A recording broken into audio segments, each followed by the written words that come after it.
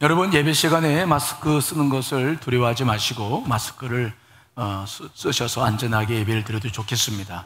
선거대원들도 사냥을 마치고 나면 마스크를 준비하셔서 쓰셔도 좋겠습니다. 우리가 서로 예배를 지키기 위한 일들입니다. 여러분 함께 해주시기 바랍니다. 자, 사람이 가장 두려울 때가 언제인 줄 아세요? 언제가 가장 두렵습니까? 제가 경험해 보니까 뭔가를 모를 때예요. 정체를 알지 못하거나 답을 찾지 못할 때가 가장 두려워요. 여름에 많이 나오는 남양 특집 영화들을 보시면, 공포 영화를 보시면 왜 두려워요? 언제 나올지 몰라, 귀신이. 나오면 괜찮아. 그래서 언제 나올지 모르는 그것 때문에 두려워요. 신종 코로나19는 코로나 바이러스의 변종이었던 사스와 메르스 때처럼 새로운 질병이라고 그러죠. 아직 치료제와 백신도 개발되지 않았기 때문에 사람들이 두려움에 빠져 있어요. 전염병은 세균, 박테리아로 전파되는 것이 있고 바이러스로 전파되는 것이 있다고 그럽니다. 이 세균과 바이러스, 저는 잘 모르는데 찾아보니까 이게 세균, 박테리아는 좀 크고 이 바이러스는 아주 미세하다고 그래요. 그래서 이제 이 세균성 질환은 자체 세포가 있어서 자기가 생존할 수 있는데 바이러스는 그렇지 못하다고 하네요.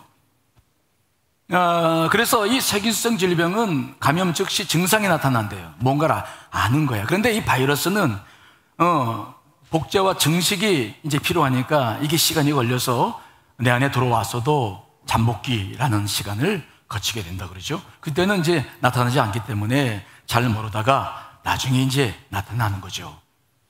그래서 이게 참 무섭다고 그러죠. 특별히 이 세균, 박테리아 질병은 항생제로 다 죽여서 치료할 수 있는데 이 바이러스 침투로 발병된 병은 약이 없어서 치료할 수 없습니다. 그래서 결국은 우리가 쓰고 있는 방법이, 정부에서 대처하는 방법을 잘 보세요. 뭐냐면 다 격리시키는 거죠. 자가 격리시키고. 때로는 환자들을 치료할 때도 음압병실을 만들죠. 음압병실이라는 것이 보니까 기압차를 이용해서 공기가 밖으로 나가지 않도록 만드는 격리병실이더라고요. 그래서 그 병실 안에 기압을 낮춰서 공기가 이제 높은 곳에서 낮은 곳으로 흐르니까 그런 방법을 써서 철저하게 이제 봉쇄하는 것이죠. 결국은 정부가 할 수 있는 일은 공간들을 구분하는 거예요. 분리시키는 거죠. 격리시키는 거죠. 그러나 이것은 예방을 위한 것이지 치료를 위한 것은 아니죠.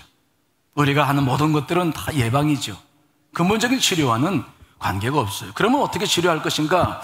전문가들 의견들을 이렇게 좀 찾아보니까 그분들이 하늘같이 하는 얘기는 우리 몸의 자가 면역력을 높이는 길이다. 면역력을 높여서 그 병균이 들어올 수 없도록 하고 들어와도 이길 수 있도록 해야 된다라는 이야기. 특별히 대구 신천지 교회로 말미암아 정말 우리나라에 이 코로나 환자들이 얼마나 늘어났는지 정말 우리가 정말 온 국민이 걱정 속에 있는 것이 사실이죠. 그렇기 때문에 우리는 두 가지 일을 다 해야 된다고 생각을 해요. 첫째는 여러분 철저하게 공간을 구분해야 될 줄 믿습니다. 내가 여행 갔다 오면 자가격리하고 철저하게 이제 공간을 구분하는 것, 이건 모두를 위해서 중요한 일이죠. 그러나 우리가 개인적으로 해야 할 일이 있는데 그것은 바로 뭐냐면 자가 면역력을 높여야 될 줄 믿습니다. 이것을 우리가 주의 깊게 여겨야 근본적인 문제들을 이제 백신이 개발되겠죠. 하지만 그 기간에는 우리가 여기를 이겨낼 수가 있어요. 특별히 우리는 그리스도인이기 때문에 이러한 전염병이 있을 때, 기독교 역사상 2000년 동안에 수많은 전염병이 있어 왔죠. 이런 전염병이 있을 때 우리는 어떻게 이런 문제를 바라봐야 되는가, 그리고 어떻게 대처해야 될 수 있는가라고 하는 것에 대해서 우리가 관심을 갖지 않으면 안 되죠. 우리는 이 두 가지, 정부에서 이야기하는 두 가지, 우리가 영적으로도 아주 동일한 이치가 이 속에 있는데 우리는 이 문제 오늘 관심을 갖고 말씀을 좀 나누려고 그래요. 첫째는 우리가 해야 할 가운데 하나가 뭐냐면 우리도 공간을 구분하라. 따라합시다. 공간을 구분하라. 구분해야 되죠. 이제 아무 데나 막 다니면 안 되죠. 그래서 정부에서도 보면은 확진자가 이동 경로 파악하죠. 그들이 다녔던 곳을 다 파악해가 역학조사해가지고 폐쇄시키기도 하고 아주 강력한 조치를 하잖아요. 우리가 다니고 있는 공간들은 다 안전하지 않다. 다 뭐 하면 만드시고 자연인데 그래도 이제는 공간이 안전하지 않다. 이런 개념들이 이제 우리 국민들 속에 의식이 들어오죠. 우리는 이런 부분들을 영적으로 볼 수 있는 눈이 필요하다. 성경은 어떻게 공간들을 구분하나? 영적인 의미가 어디에 있는지를 우리가 봐야 되죠. 그래서 우리가 예방 차원에서 공간들을 구분해 나가는 것들이 어떻게 영적으로 연결돼서 우리가 이 문제에 대처할 수 있는지를 살펴볼 수 있어야 되죠. 자, 먼저 오늘 본문에 나오는 이야기죠. 모세가 미디안에서 양을 치다가 이제 나이가 80이 되었어요. 비전이 없죠. 그런데 그때 하나님께서 그를 부르셔서 출애굽의 그러한 도구를 쓰시는데 모세가 어느 날 이제 호렙산으로 양떼를 이끌고 와서 양을 치고 있는데 갑자기 불이 하나 나타나는 거죠. 봤더니 떨기나무에 불이 붙었어. 이 떨기나무는 가시들이 많아서 덤불이라고 불러지는, 그래서 거봐야 한 2m, 그렇지 않으면 이렇게 부완히 덤불로처럼 보이는 거라서 불이 붙으면 호로록 타다가 그냥 재가 되어야 되는 거예요.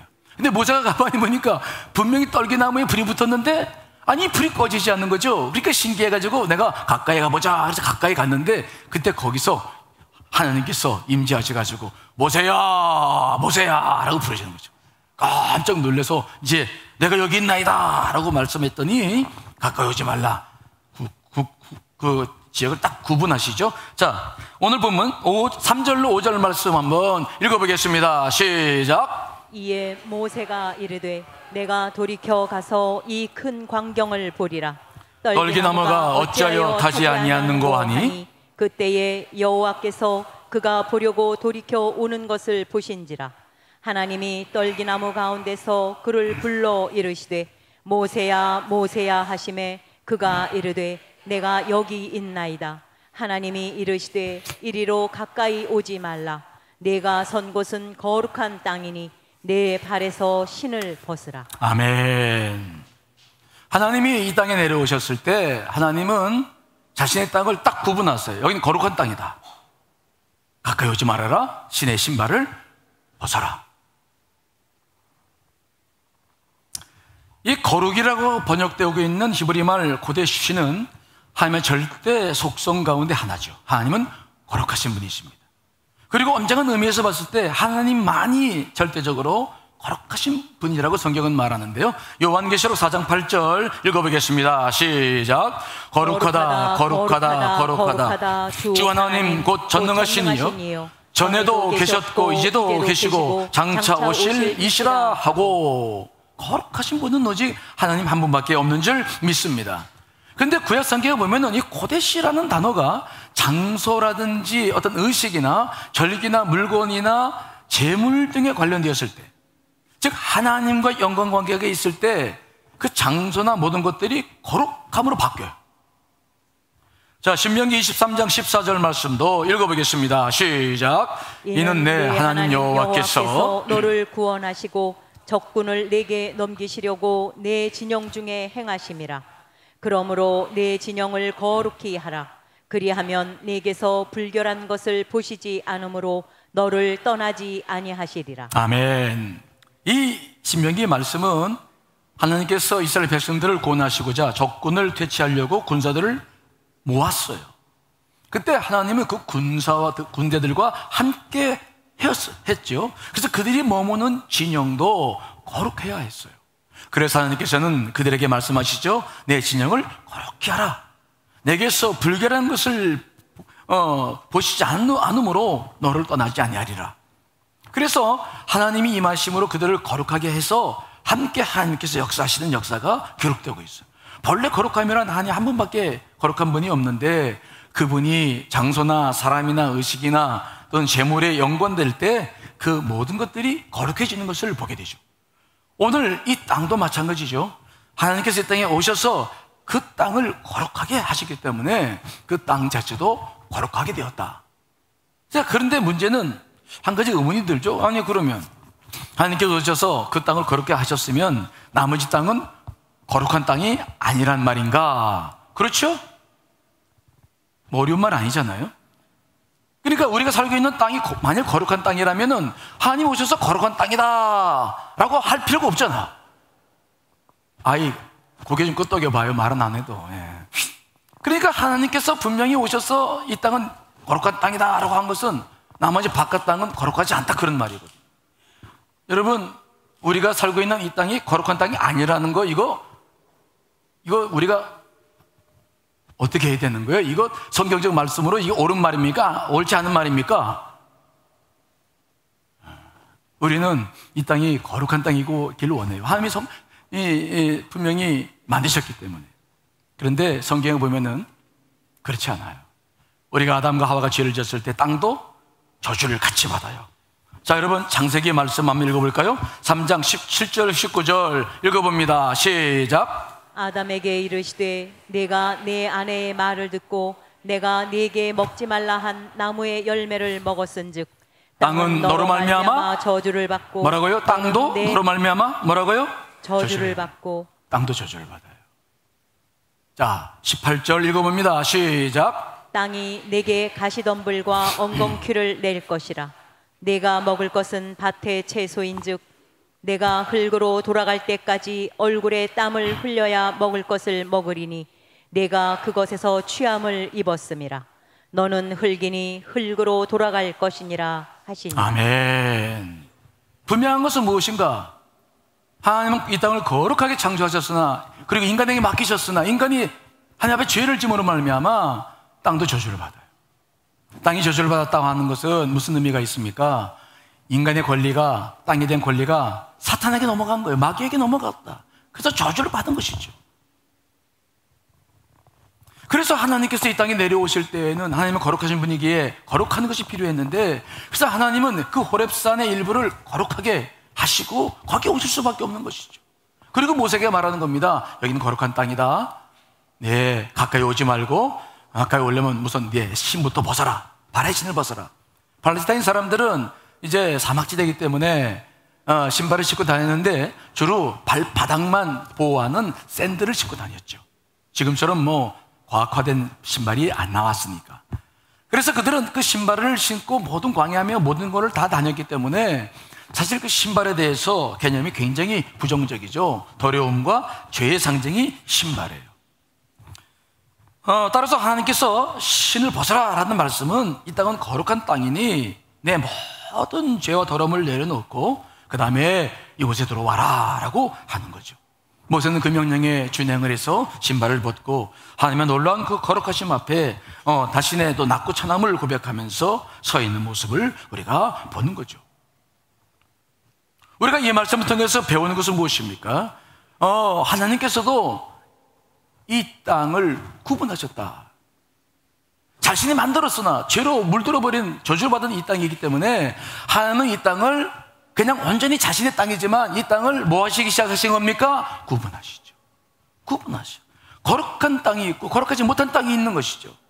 그렇다고 한다면 땅이라는 것은 바로 땅만 있는 것이 아니라 그 위에 공간을 포함하는 것이죠. 국가나 영토를 할 때도 마찬가지잖아요. 그러니까 이 말을 확대시켜 버리면 이 땅에는 이곳에, 우리가 살고 있는 이곳에는 거룩한 공간도 있고 속된 공간도 있는 것이죠. 그 거룩한 공간은 하나님의 주권이 임하는 것이고 타락한 공간, 속된 공간은 사탄이 다스리고 있다. 이것이 성경적 관점이에요. 자, 에베소서 2장 2절 말씀도 읽어봅니다. 시작. 그때에 너희는 그 가운데서 행하여 이 세상 풍조를 따르고 공중의 권세 잡은 자를 따랐으니 곧 지금 불순종의 아들들 가운데서 역사하는 영이라. 아멘. 공중의 권세 잡은 자가 나오죠. 마귀가 나와요. 그러니까 하나님께서 다스리지 않는 곳은 마귀가 다스리시고 사람들은 그 마귀를 따라서 이제 모든 것을 행한다. 그런 말씀이 기록되고 있죠. 중요한 것은 뭐냐? 분명한 것은 뭐냐? 거룩한 공간이 있고 속된 공간이 있는 것이죠. 하나님은 이 땅이 부정한 땅이었기 때문에 이 땅에 임하시려면 구별된 공간이 필요하셨어요. 그래서 호렙산에서도 그 거룩한 곳을 구분하셨고 하나님 모세에게 성막을 만들어서 이 땅에 임하실 때마다 성막에 임하신 줄 믿습니다. 아무나 다 임하신 게 아니었죠. 그리고 그 성막은 성전이 되었고 성전은 교회로 발전되었다. 이때 우리는 한 가지 질문을 할 수 있어요. 아니 목사님, 그러면 하나님은 무소부지하신 분이라고 우리가 배웠는데 어떻게 하나님이 거룩한 공간에만 머물 수 있단 말입니까? 맞죠?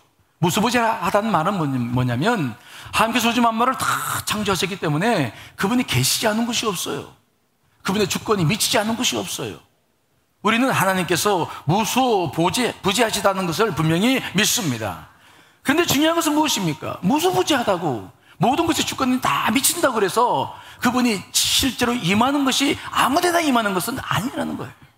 무소부지라는 개념과 그분이 임재하시는 것은 다른 개념이에요. 이해되십니까? 무소부지라는 것은 그분의 주권을 의미하는 것이고 임재하시는 것은 그분이 실제로 임하시는 것을 말하는 거예요. 근데 그분이 임하시는 그 장소나 땅은 거룩한 것이다. 왜? 그분이 거룩한 것이기 때문이죠. 그러므로 우리는 이 인생을 우리가 지금 이 코로나 바이러스로 인해서 계속해서 우리가 공간에 대한 압박을 받고 있는데 우리들이 거할 수 있는 공간들이 자꾸 좁아져 가는 것이잖아요. 이제 우리는 이러한 공간의 개념들이 이제 우리들 속에 생기고 있는데 이런 공간의 개념이 영적으로 어떻게 이해되는가? 이제 우리는 이 공간에 대한 이해를 해 나가기 시작해야 되는 것이죠. 중요한 것이 있습니다. 거룩한 공간이 있고 속된 공간이 있다. 내가 가야 될 공간이 있고 가지 말아야 될 공간이 있다. 이건 분명한 사실이죠. 그런데 더 중요한 게 있어요. 이 공간이 구별됨에 따라서 어떤 일이 벌어지냐? 거룩한 공간에는 주의 영이 모든 걸 통치하고 속된 공간은 사단이 통치하기 때문에 여러분 주님께서 재림하실 때까지는 여러분 이 두 공간 안에 치열하게 영적 전쟁이 일어난다는 사실을 여러분 기억하시길 간절히 축원합니다. 이 두 공간이 주장하는 영이 다르기 때문에 치열하게 영적 전쟁이 일어나는 거예요. 자, 여러분 다니엘서 10장 12절 14절 말씀 읽어보겠습니다. 시작. 그가 내게 이르되 다니엘아 두려워하지 말라. 내가 깨달으려 하여 내 하나님 앞에 스스로 겸비하게 하기로 결심하던 첫날부터 내 말이 응답받았으므로 내가 내 말로 말미암아 왔느니라. 그런데 바사 왕국의 군주가 21일 동안 나를 막았으므로 내가 거기 바사 왕국의 왕들과 함께 머물러 있더니 가장 높은 군주 중 하나인 미가엘이 와서 나를 도와주므로 이제 내가 마지막 날에 내 백성이 당할 일을 내게 깨닫게 하러 왔노라. 이는 이 환상이 오랜 후의 일임이라 하더라. 아멘. 보이지 않는 세계 가운데 바이러스 세계도 우리 눈에 보이진 않지만은 영의 세계가 있죠. 우린 잘 몰라요. 그래서 성경에 기초해서 우리는 그것을 알 수밖에 없어요. 그런데 다니엘이 10장에 보니까 기도했습니다. 왜 기도하느냐? 다니엘 9장에 보면은 그가 예레미야 말씀을 읽다가 하나님께서 70년 동안 이스라엘 백성들에게 포로 생활을 허락하셨고 70년이 지나면 다시 예루살렘으로 귀국할 수 있다라고 예레미야가 말한 말씀을 붙잡았기 때문에 그는 그 말씀 붙잡고 기도하기 시작했어요.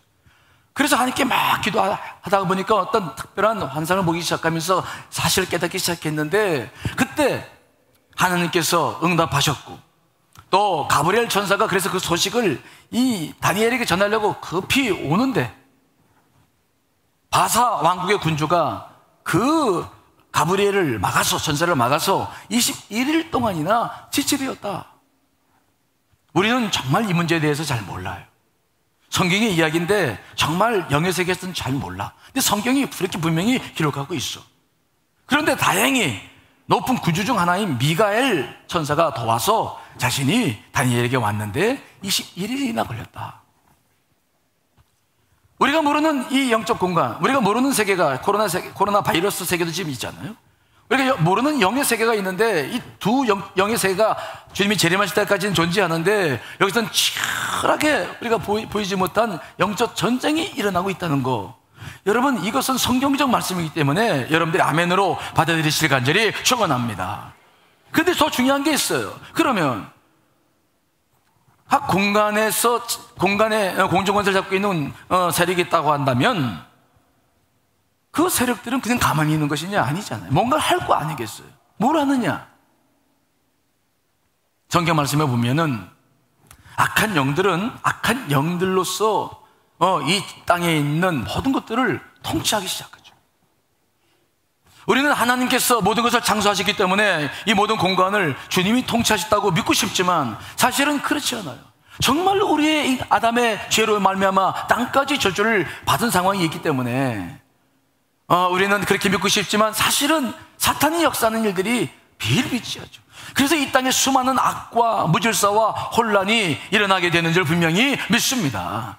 만약 하나님이 존재하셔서 그 모든 걸 다스린다면 왜 이런 일이 일어납니까? 그분이 우리를 얼마나 사랑하는데 그런 일이 일어나냐고요.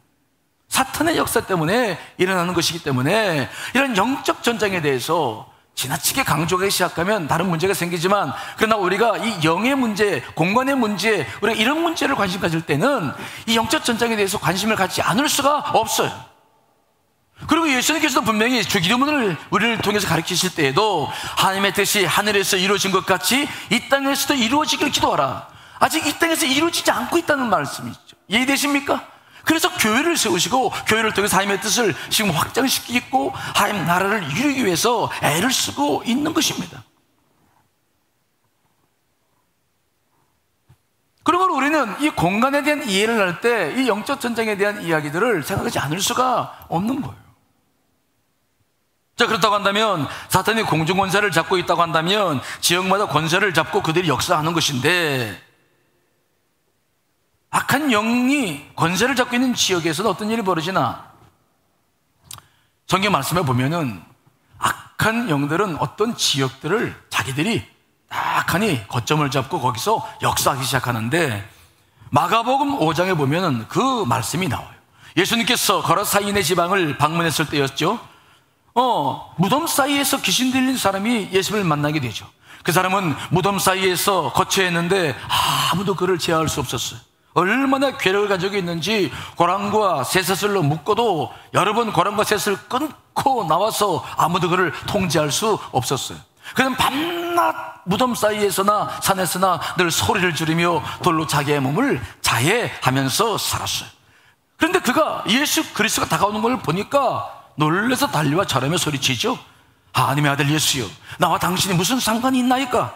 원하건대 하나님 앞에서 맹세하고 나를 괴롭게 하지 마소서. 그때 예수님께서 그 귀신에게 말하십니다. 더러운 귀신아, 그 사람에게서 나오라. 그러자 그 귀신이 예수님께 자신의 이름을 군대라고 밝히면서 한 가지 소원을 말하는데 그 지역에서 떠나지 않게 해달라는 것입니다. 마가복음 5장 9절 10절 말씀 읽어봅니다. 시작. 이에 물으시되 내 이름이 무엇이냐? 이르되 내 이름은 군대니 우리가 많음이니이다 하고 자기를 그 지방에서 내보내지 마시기를 간구하더니. 한 지역을 점거하고 있는데 그 지역은 어디냐? 무덤 사이에. 불결한 것입니다. 그것을 점거하고는 떠나지 않으려고 그래요. 그리고 자기를 거기서 떠나보내지 말게 해달라고 애걸하는 모습을 보죠. 예수님께서는 돼지떼에 들어가게 하셔서 그 사람을 악한 영으로 구원하셨습니다만은 분명한 사실은 뭐냐? 영의 세계가 두 세계가 있다라고 말하고 한다면 속된 공간, 사탄 마귀가 점거하고 있는 공간에서는 이렇게 그들이 뭔가를 하고 있는데 그들은 떠나려고 하질 않는다. 이런 것들에 대해서 성경이 우리들에게 말씀해주고 있죠. 여러분, 우리가 운전을 하다 보면은 여기는 교통사고 다발지역이란 편말이 세워져 있는 곳을 봅니까? 안 봅니까? 봐요. 여기는 사망사고 있었던 곳. 그거 왜 붙여놓는 거예요? 예? 거기서 자꾸 사고가 일어나는 거야. 아니, 그러면 교통 여건을 개선을 하면 되잖아요. 개선합니다. 그걸 안 합니까? 계속 사고가 일어나면 사고는 일어날 수밖에 없는 여건이면 개선해죠. 근데 중요한 것은 뭐지? 개선해도 계속 일어나. 그래서 결국은 거기다 팻말 붙이는 거예요. 여기는 사망사고가 있었다. 그리고 어느 지역에 보면 교통사고 일어날 조짐도 아닌데 거기에 붙어있는 것들이 있어요. 여러분, 계곡이나 저수지에 가면 입수금지, 수영금지 뭐 그렇게 써놓고 여기는 언제 누가 되고 누가 죽었다 그런 것들을 써놓은 것을 본 적이 있습니까? 없습니까? 요즘 봐요. 무슨 남낭 특집 얘기하는 것 같아. 죄송합니다. 이상하게 생각하지 말고 우리가 영적인 관념을 갖게끔 하는 거예요. 이거 미신적인 거 아니에요. 성경에도 나오는 이야기니까. 우리가 물이 깊은 곳에 얼마나 많아요. 강도 많고 바다도 많고. 근데 왜 그 특정 지역에서 자꾸 사람이 죽느냐? 그래서 우리가 그런 문제들을 이해하기 위해서 성경적으로 보면은 우리가 모든 걸 다 이 영의 문제를 해결할 수는 없지만 우리가 상식적으로 그렇게 생각을 해요. 어느 곳이든 악한 일이 발생하는 곳에는 마귀가 사탄이 거기에 진을 치기 시작한대. 그래서 거기서부터 자꾸 안 좋은 일이 발생하고 있다. 우리가 이 영적 전쟁에 대해서 이야기를 할 때 더 넘어가면 선이 이제 어렵죠. 그 정도까지는 우리가 봐드릴 수 있어. 우리가 그런 안목은 분명히 가져야 돼요. 그래서 우리가 이 공간을 분명히 이해를 할 때 이제는 우리가 바이러스 때문에 공간을 격리시키고 하는 것이 아니라 영적인 관점으로 내가 머물고 있는 공간을 바라보고 내가 머물러 있어야 될 공간도 바라볼 수 있는 눈이 열리시길 간절히 축원합니다. 내가 지금 머무는 공간은, 여러분이 머무는 공간, 가정은 어떤 공간입니까? 주의 영이 다스리고 있습니까? 아니면 마귀가 역사하는 곳입니까? 우리가 살고 있는 안산은 어떻습니까?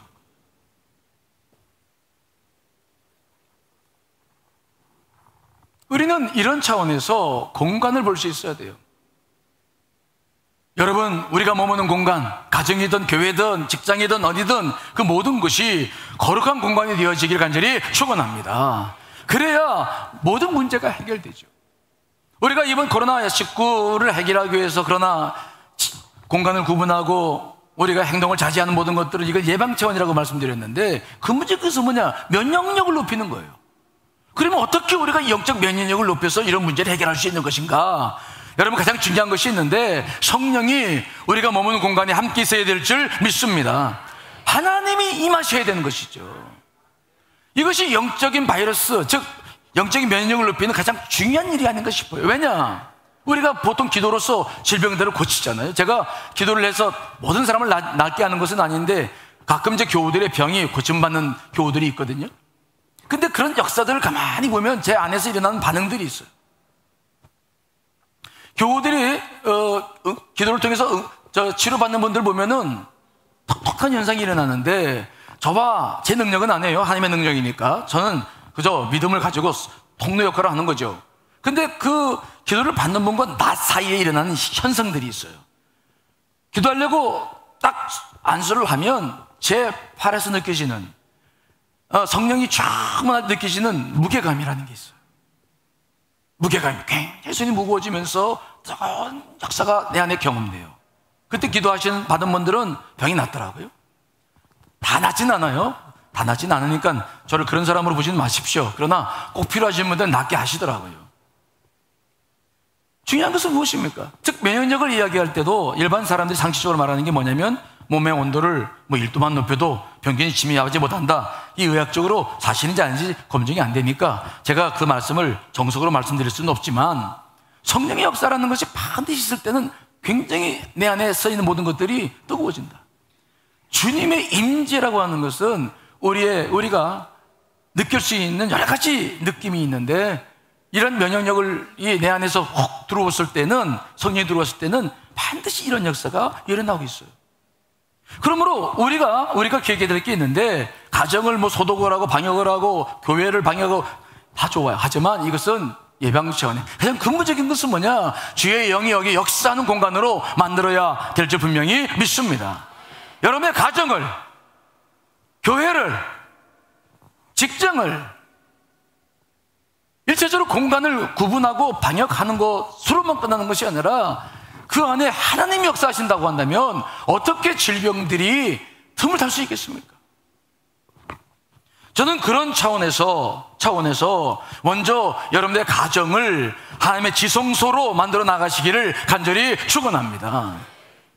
정말 하나님께서 여러분의 가정에 임하신다면 어떻게 여러분의 가정 안에 병균들이 틈을 타고 바이러스가 틈을 타고 악한 세력들이 틈을 탈 수 있겠습니까?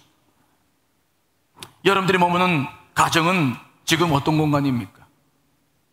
TV는 나의 목자시니 TV가 여러분의 가정을 인도해 가십니까? 하고 있습니까? 아니면 유튜브나 인터넷입니까? 정말로 우리가 이렇게 힘들고 어려운 시기를 겪어나갈 때 우리가 회복해야 될 것은 뭐냐? 이번 기회에 가정마다 예배를 드리며 주의 영을 경험하시기를 간절히 축원합니다. 그것이 지금 우리가 해야 할 가장 중요한 일이죠. 앞으로 이 코로나19가 곧 진정이 되겠지만, 그러나 이것들이 어떻게 사태가 진행될지 몰라요. 아무도 모르죠. 그렇게 되다 보면 우리는 가정에 머물러야 될 시간들이 많은데, 그 가정을 어떻게 할 겁니까? 그 가정에서 온 가족들이 정말 영적인 힘을 얻고 면역을 높이고 주 앞에 영광을 돌릴 수 있는 가족으로 만들어야지, 그저 방어만 하고 있을 것입니까? 야곱이 형 에서를 피하여 도망치다가 루스라는 곳에서 첫날밤을 보내게 되었어요. 혼자 그 무서운 숲속에서 잠을 자니 얼마나 두려웠을까요? 돌베개 하나를 베고서 그냥 움츠리며 잠을 잤을 거예요. 근데 꿈을 꿨는데 보니까 막 사닥다리가 땅에서부터 하늘까지 쫙 닿았고 막 전사들이 오르락 내리락 합니다. 그리고 그 위에서 하나님의 음성이 들리는데, 나는 여호와니 너의 조부 아브라함의 하나님이요 이삭의 하나님이라. 내가 누워있는 땅을 너와 내 자손에게 주리니 너와 내 자손이 복을 받을 것이라. 내가 어디를 가든지 너를 지키며 너를 이끌어 이 땅으로 돌아오게 하실 것이요 이 일이 이루어지기까지 너를 떠나지 아니하리라. 놀랬죠. 자기 혼자인 줄 알았어. 근데 하나님께서 나와 함께 하신 것이죠. 그 공간 속에 한 주의 영이 충만했던 것입니다. 깜짝 놀란 야곱, 그 야곱이 고백한 거 들어볼까요? 자, 창세기 28장 16절 17절 읽어보겠습니다. 시작. 야곱이 잠이 깨어 이르되 여호와께서 과연 여기 계시거늘 내가 알지 못하였도다. 이에 두려워하여 이르되 두렵도다. 이곳이요 이것은 다름 아닌 하나님의 집이요 이는 하늘의 문이로다 하고. 아멘. 깜짝 놀랐어요. 함께 하시는데 몰랐어요. 이게 우리들의 문제예요. 그래서 야곱은 일어나서 배고자던 돌에 기름을 붓고 제단을 삼고 예배를 드리며 그 지역을 구별해서 함께 드리죠. 하나님께서도 그 땅을 야곱과 자손에게 주겠다고 약속해 주시죠. 주의 영이 임하는 곳이 된 줄 분명히 믿습니다. 우리의 문제가 무엇입니까? 우리는 예수 그리스도를 믿어서 이미 주의 영이 거하고 있습니다. 그러므로 여러분들이 있는 가정에도 주의 영이 함께 하실 줄 분명히 믿습니다. 그러면 그곳에서 예배가 이루어지고 그곳에 하나님의 영이 있고 우리가 그곳에서 하나님을 만날 수 있는 기회가 주어져야 되는 것이죠. 근데 우리는 집에서 그런 생각을 하지 못해요. 편안하게 입고 그냥 누워서 자고 TV 보고 얘기하고 먹고 다 좋아요. 가정은 쉬어야 되죠. 하지만 지금 이와 같은 위기 상황 속에서 우리의 가정은 그저 편안히 쉬는 것만이 아니라 영적으로 예배하며 주의 영을 경험할 수 있는 곳이 되어야 될 줄 분명히 믿습니다. 그때 우리 가족들이 가장 강력한 힘을 얻고 영적인 힘을 얻어서 여러분 이러한 모든 것들과 싸워 이기게 될 줄 믿습니다. 잠에서 깨어 일어나면 몸이 걷더네. 주의 영이 함께 하심으로 여러분 가족 한 사람 한 사람을 돌보고 가정 공동체를 돌본다고 하는 것, 여러분 예배를 통해서 그런 문제들을 해결해 나가시기를 간절히 축원합니다. 두 번째 중요한 것은 무엇이냐? 여러분의 가정만이 아니에요. 내 안의 성소를 다시 회복해야 될 줄 믿습니다. 여러분 우리 안에는 이미 주의 영이 함께 하십니다.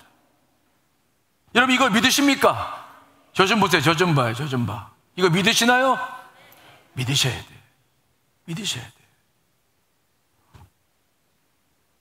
신약 시대가 시작되면서 신앙의 중심은 거룩한 한 장소에서 사람의 영혼으로 모든 것이 옮겨왔죠.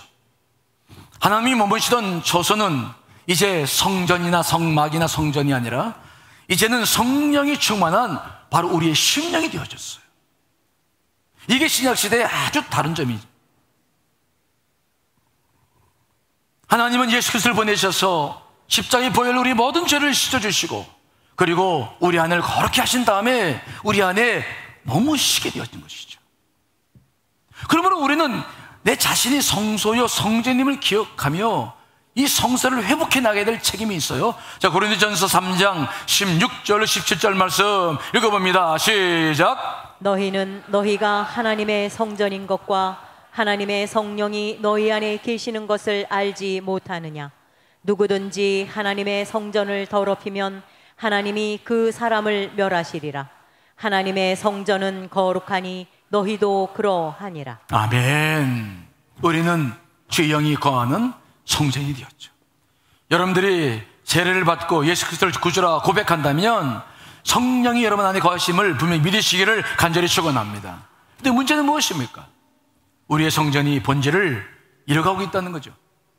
제가 몇 주 전에 시장이냐 성전이냐라는 설교를 여러분께 이미 드린 바 있죠. 예수님 당시에 예루살렘 성전이 왜 무너졌습니까? 효율성과 경제성을 추구했기 때문이죠. 무엇이 효율적인가? 무엇이 경제적인가? 그걸 추구하다가 성전의 본질이 무너졌는데, 그래서 성전을 시장터로 만들고 강도의 구렬로 만들었는데, 우리의 삶도 지금 여전히 그 효율성과 경제성을 추구하고 있죠. 사실 우리는 분주한 삶을 살아가고 있습니다. 때문에 우리도 모르게 내 마음에, 내 안에 있는 성소를 존중히 여기지 못해요. 내 안에 이 성소가 정말 주의 영으로 충만하게 하지를 못해요. 그러므로 내게 이미 주어진 모든 은혜와 힘과 능력을 사용할 때 사용하지 못하는 일들이 자꾸 생기는 거예요. 여러분들 안에서 성전, 성소가 회복되시길 간절히 축원합니다. 그러면 성령의 역사가 일어나기 시작하는 거 아닙니까? 그러면 무엇이 두렵습니까? 자, 그렇다고 한다면 어떻게 해야 여러분들 안에 성소가 정말 회복되고 주의 영의 역사가 강하게 일어날까? 여러 가지 길이 있어요. 그런데 오늘 드리고 싶은 말씀은, 여러분들이 정말로 지난 시간에도 말씀드렸습니다만은 온전한 회개의 과정을 밟아서 기도할 때 성령의 역사가 완벽하게 일어납니다. 자, 로마서 8장 26절 읽어보겠습니다. 시작. 이와 같이 성령도 우리의 연약함을 도우시나니 우리는 마땅히 기도할 바를 알지 못하나 오직 성령이 말할 수 없는 탄식으로 우리를 위하여 친히 간구하시느니. 아멘. 성령은 우리를 돕는 보혜사예요. 그분이 우리 안에 계신 가장 큰 이유는 뭐냐? 기도를 돕는 거죠. 내가 기도하지 않을 때는 성령도 역사하지 않아요. 여러분들의 몸 안에는 힘을, 성령의 능력을 사용할 수 있는 기회를 놓쳐버려요.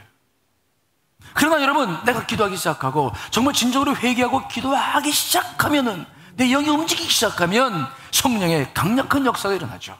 성령의 역사가 일어나기 시작하면 나는 성소로 회복되는 줄 분명히 믿습니다. 그곳에 주의 역사가 일어나기 시작하는 것입니다. 우리는 힘을 얻고 모든 것을 물리칠 수 있는 능력과 또 성령의 역사를 경험하게 될 줄 믿습니다. 그러므로 기도를 회복해야 돼요. 두려워 떨지 말고 여러분 가슴을 열고 기도로 나아갈 수 있게 되시길 간절히 축원합니다. 세상 사람들을 보십시오. 지금 얼마나 두려워합니까? 그냥 누구를 만나도 두렵고 어딜 가기도 두렵고. 그런데 그분들이 보는 거예요. 근데 저 사람들은 왜 이렇게 힘있게 살아가나? 저 사람들이 왜 당당하나? 봤더니 누구예요? 다 하나님 믿는 사람들이야. 저 사람도 뭔가 다르구나. 달려야죠. 우리 안에 영의 역사가 있는데 왜 움츠러 살아갑니까? 여러분, 로마서 8장 26절 한 번 더 읽어봅니다. 시작. 이와 같이 성령도, 시작. 이와 같이 성령도 우리 연약함을 도우시나니. 뭐라고요? 우리 연약함을 뭐 한다고요? 도우시나니. 또 있습니다. 시작. 우리는 마땅히 기도할 바를 알지 못하나 오직 성령이 말할 수 없는 탄식으로 우리를 위하여 친히 간구하신. 성령의 역사가 우리 안에 일어나게 해야 된다. 그건 기도밖에 없는 거죠. 특별히 기도할 때 우리는 새 힘을 얻는다고 말씀하시는데, 시편 138편 3절 읽어봅니다. 시작. 내가 간구하는 날에 주께서 응답하시고 내 영혼에 힘을 주어 나를 강하게 하셨나이다. 아멘. 우리가 기도할 때 코로나19가 속히 물러가게 될 줄 믿습니다. 그러나 그 응답만이 아니에요. 내 영혼에 힘을 주신다는 거죠. 여러분들 영혼이 힘을 얻으실 간절히 축원합니다. 나를 강하게 하신다고 말씀했어요. 우리가 강한 믿음으로 이 모든 두려움을 물리치고 승리하게 될 줄 분명히 믿습니다. 그 모든 일들이 무엇부터 이루어지느냐? 기도할 때, 간구할 때. 우리가 외출을 자제하고 손을 자주 씻으면서 우리가 정말 예방을 하는 일에 최선을 다해야 해요. 그러나 그것은 예방이지 문제를 근본적으로 해결하는 것도 아니고 정말 언제나 해결책은 마련할지 지금도 묘연하죠. 그러나 이때 믿는 사람들은 눈물 뿌려 기도하고 정말 믿음으로 담대히 나아가야 될 줄 믿습니다. 여러분, 우리 개인의 성소가 회복된다면 우리의 가정도, 직장도, 이 안산도 지켜나가게 될 줄 분명히 믿습니다. 여러분 안에 두려워 떨지 말고 기도로 가정을 예배로 회복시키고 여러분의 성소를 회복시켜 나가시기를 간절히 축원합니다.